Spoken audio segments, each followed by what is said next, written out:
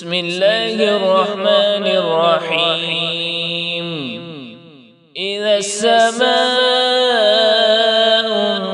انشقت وأذنت لربها وحقت وإذا الأرض مدت وألقت ما فيها وتخلت وأذنت لربها وحقت يا أيها الإنسان إنك كادح إلى ربك قدحا فملاقيه فأما من أوتي كتابه بيمينه فسوف يحاسب حسابا يسيرا وينقلب إلى أهله مسرورا.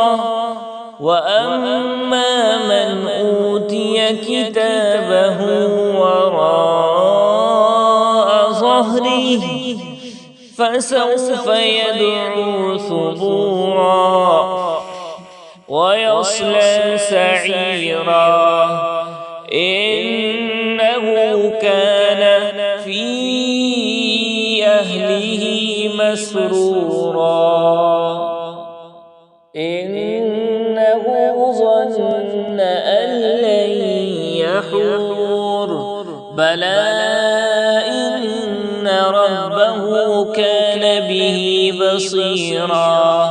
فلا أقسم بالشفق والليل وما وسق والقمر إذا اتسق لتركبن طبقا عن طبق فما لهم لا يؤمنون.